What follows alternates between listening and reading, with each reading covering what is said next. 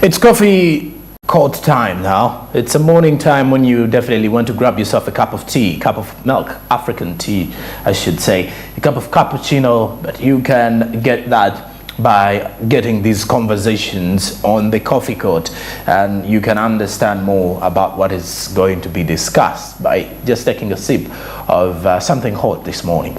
Now, in today's coffee court, we look at the National Water and Sewerage Corporation's 6% tariffs. These particular ones, according to the National Water and Sewerage Corporation top officials, is not intended to exploit the consumers, but to at least ensure that the servicing of water takes place. Because remember, the money that you pay for goes to the National Water and Sewerage Corporation to maintain all the servicing costs, salaries and all those things. I wouldn't want to break them down for you. You would at moments think I was paid to do so. But anyway, also looking at the other side of the coin is that the National Water and Sewerage Corporation intends to push for safe and availability of water to different regions in Uganda to ensure that the people in all the areas, be it rural or in the town areas, can receive water that is piped water. The mere fact that also with the National Water and Sewerage Corporation, rather with Umeme intending to push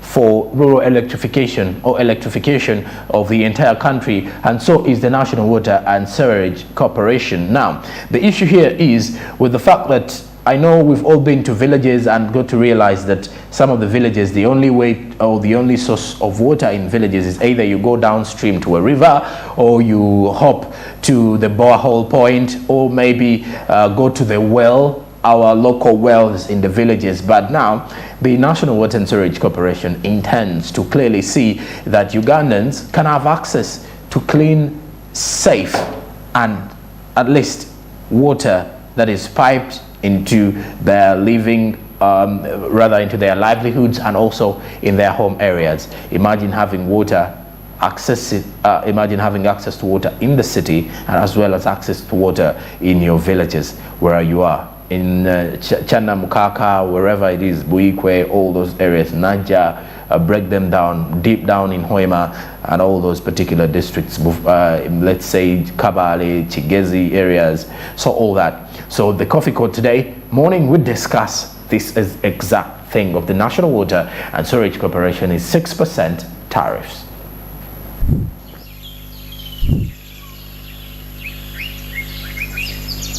Coffee court, where we ask the hard questions, but questions that matter. We'll be discussing matters of National Water and Sewerage Corporation.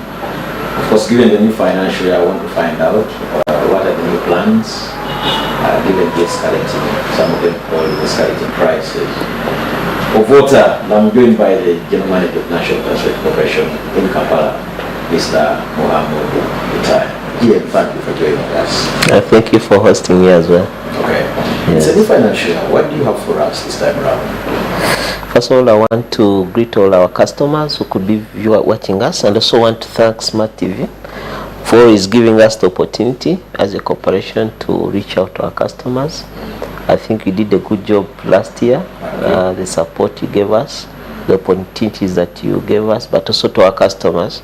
They've been very supportive of all our initiatives. Even the feedback they give us is very important for us, because it helps us become better and see how we can serve them better. Before I talk about the new financial year, I think it's important to reflect where we've come from. We just concluded the last financial year, which was, it had two folds. It brought on board a new plant for Kampala, that is the Katosi system, which we commissioned in July. So this plant, as we had always promised our customers, is supposed to transform water supply situation in the city. And I would say it has helped us in a very, very big way to see how we can serve our customers.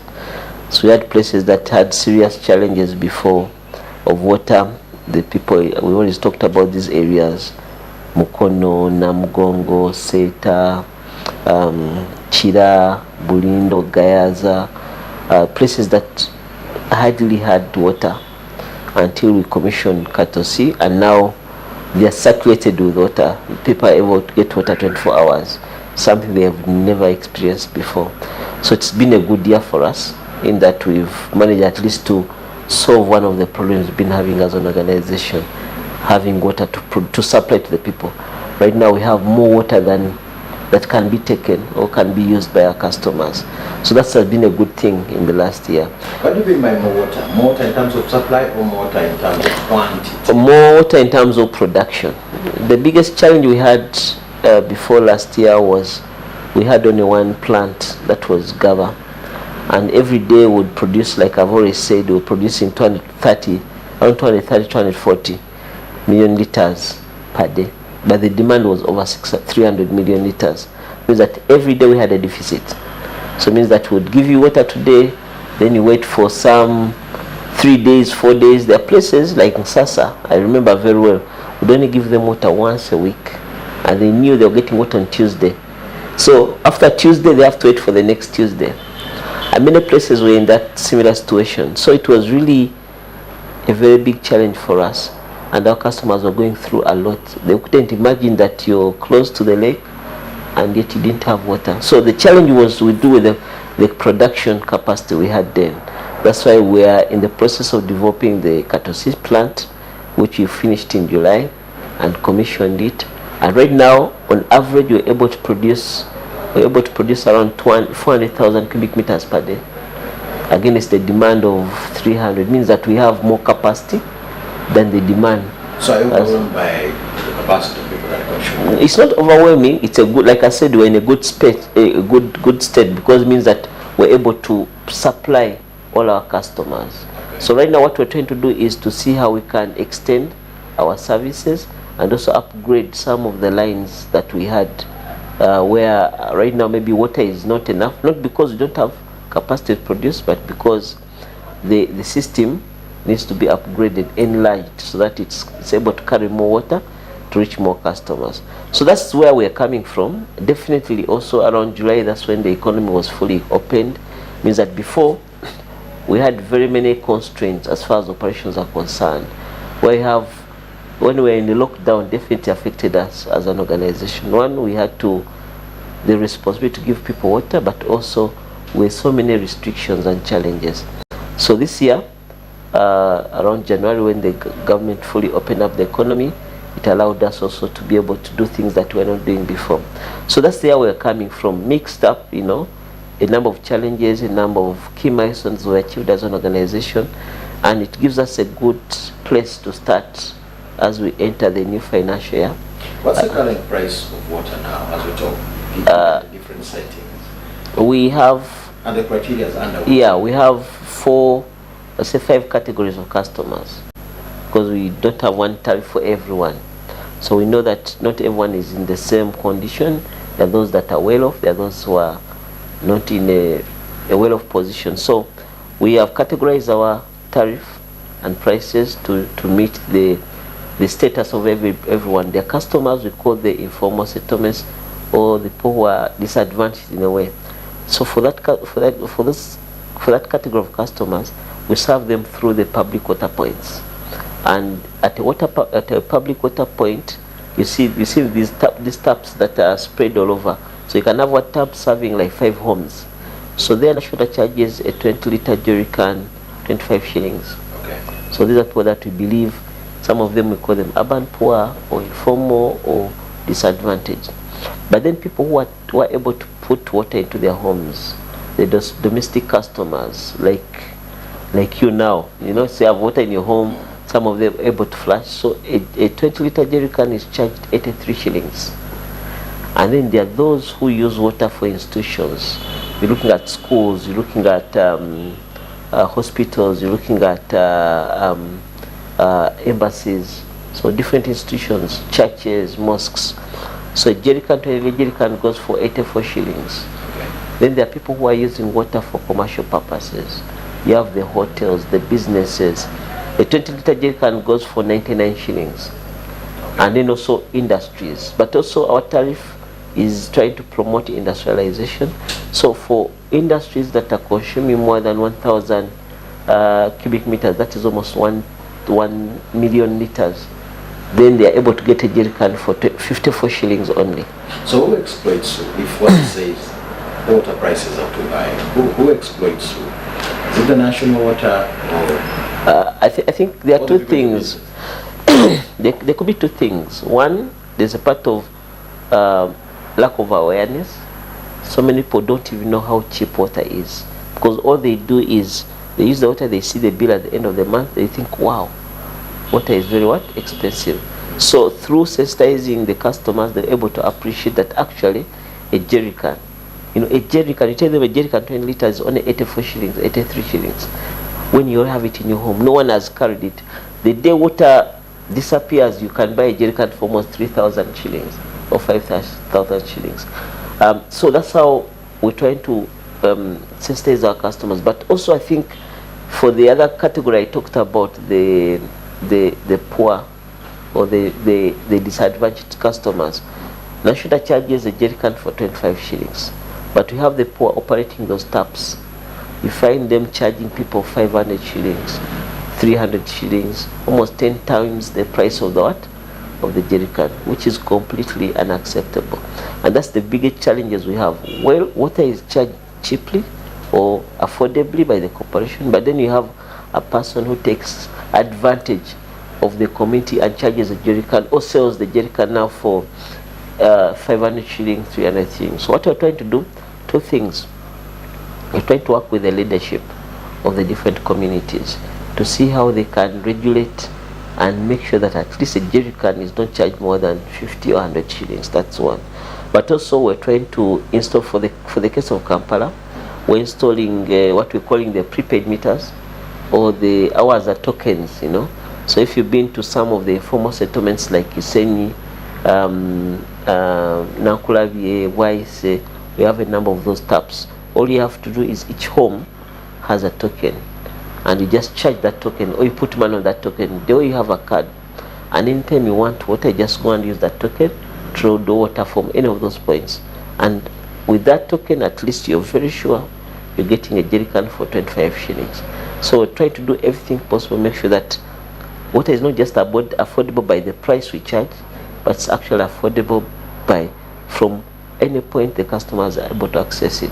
Organizations are giving discounts. Do you have plans of giving us discounts with this new financial, maybe cutting the price from where it is to lowering it, given the current circumstances you see, of the economy? Yeah.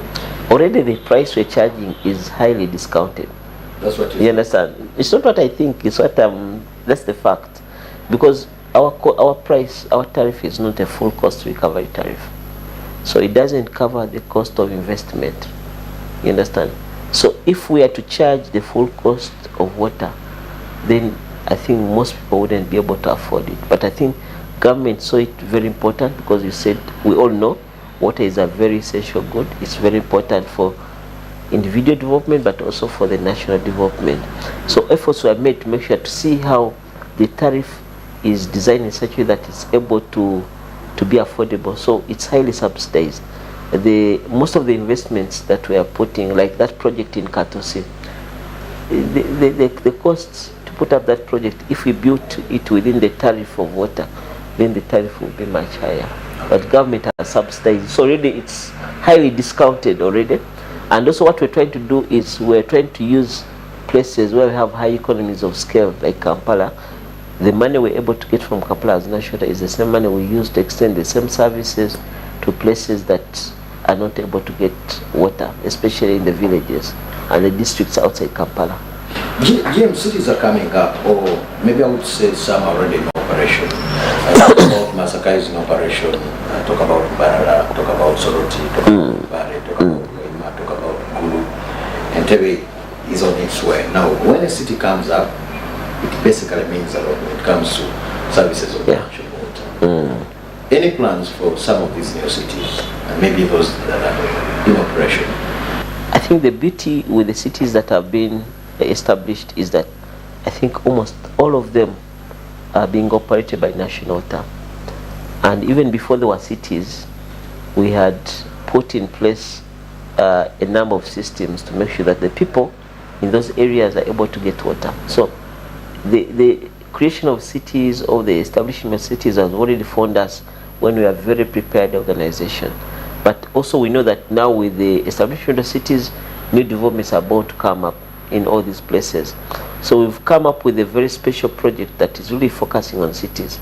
All towns that are being established as, created as cities, we basically, I think in each one of them we have a project going on, and purposely to expand the water system so that is able to meet not just the current demand but even the future demand. We have a project in Barara already, we have a project in Hoima, we have a project in Fort Poto, we have a project in Moroto, we have a project in Soroti, we have a project in Lira which is coming up, we have a project in Gulu.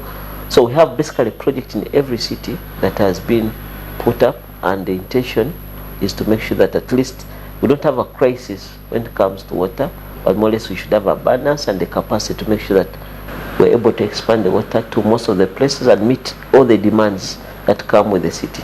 How much does it take you to construct some of these plants? They seem to be it depends on the size of the project, but what we're trying to do as an organization, and I think something that we've done very well, is we try to put in place measures to make sure that we bring down the cost of investment. I think for most of the project, what would ideally happen is that you'd have a consultant who would come and design for you the system, then you outsource, you get a contractor to construct the project. So what we're trying to do is, for most of, especially the new cities, we're trying to do the design in-house. We build capacity, so we're cutting out the cost of consultancy as far as design of most of these projects are concerned, which is now becoming very, very cheap for us to develop, and also very fast for us to develop some of the projects. Then when it comes to implementation also, we're able to scale down what is it that we're able to contract out, and also there's some work which you can do internally without necessarily using what? Contractor. So a project that you would spend on maybe 10 billion or 15 billion, 20 billion, you find spending almost half of it by utilizing your internal capacity which you've built, but also cutting down some of the things that would be very expensive if you outsource them. And also the beauty, again, like I mentioned earlier, some of these projects are able to do them using our internally generated funds. Means that the cost of capital as well is not as high as if someone was giving you money from somewhere else and you have to pay with interest. So Nashota has tried to come up with different ways and innovation, and in terms of when it comes to project financing, in terms to project implementation as well as operation. Yeah. But if I need water here, well, what do I do? I need water to connect. We made the process of getting water very, very easy. I think until beginning of this year, if you wanted water, you had to make sure that you had to wait when our offices were open. You come to our office. A person would visit our office almost 7 times during the supplying water, because you come to get information about the requirements. So you go back home, you get the requirements, you come to apply. You go back home, then they come to survey you, then you come back and pick the invoice. You go and pay, bring back the receipt. So a person would work almost to get water. Completely changed. Beginning this year, we went online with our new connection process. It means that you don't have to visit our office at all. Please go online, apply the Nashota website, or if you have a mobile app, you go apply online for a new connection. The moment you submit your application, all you need is a proof of ownership that you're the owner of that land where you're going to put water. It can be a sales agreement, it can be a land title, it can be a letter from the LC. You have 2 photos, your passport photos, you have a national ID. So that's what you need. How much does it? And once you do that, you go online, you apply, and the moment you submit your application, you get a notification, the application has been received. Our team will come, they survey you, they give you a notification that the survey has been complete. We'll notify you how much you have to pay. Once you pay in the bank, immediately we have our team mobilized and have your water connected. Within 2 weeks at most, you should have water. So the process has become that easy. Yesterday I had a colleague, he was asking, how do I get water? And it was a Sunday. I told him, all you have to do, go online and apply. Even on a Sunday, even at night, you can do that at your convenience. We have people who are abroad, You know, before, if you're abroad and you wanted water, you had to someone on the ground to help you. Right now, you don't have to do that. So wherever you are, you go online, you apply, even if you're in New York, Washington or London, wherever it is, you apply, and then your application can be processed when you're not here even. If you mentioned that there's a question coming up, it means maybe as national water, you have not done satisfactory work. You have not done enough to sensitize them. Yeah. No, we, this is an area we're putting a lot of emphasis, but sensitization can never be satisfactory. It's something that you have to continuously keep improving and investing in, and which we are trying to do. And that's why in the beginning, I wanted to thank Smart 24 for the opportunity they've always given us to sensitize our customers. We know there's still a lot to do. We have different categories of customers. You have to sensitize using different platforms. There are those you're going to reach out to on the social media platform. There are those you have to reach out through the media, like right now. So we have different arrangements. When you go to the villages, we have a lot of engagement through the LCs, through the local stations that are in different areas. So it's a lot. So it's a lot that we have to do.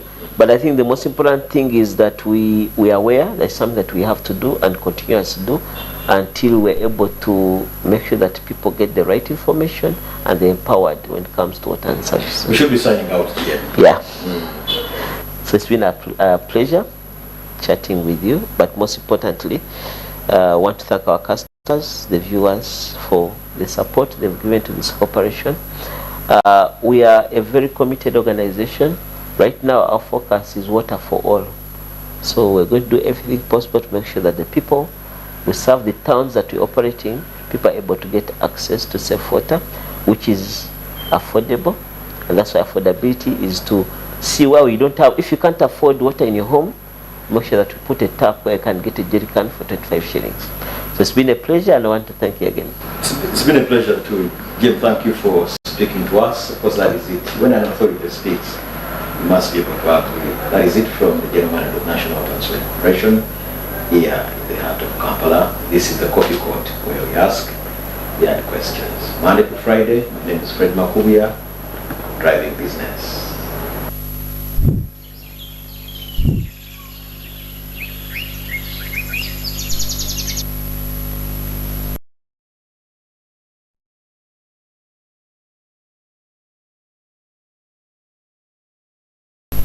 And what else does the National Water and Sewerage Corporation have for the consumers on Ugandan soil? And when you look at the key identifications of these particular ones, they've apparently come on to understand that they also are focusing on mainly one or two things, which is also extending the outreach of safe water and to the different Ugandans in the country. And of course, that brings us to the end of our coffee court, and it takes us to a break. When we return, we'll break down for you something to do with the Kenyan and Ugandans as Kenya decides today. Election process in Kenya has already kick-started off as early as 6 a.m. You can easily see that. But also, we'll be looking at the economic perspective. How has Uganda been trading with Kenya in the past 2 years? Stick around, we will be back with more.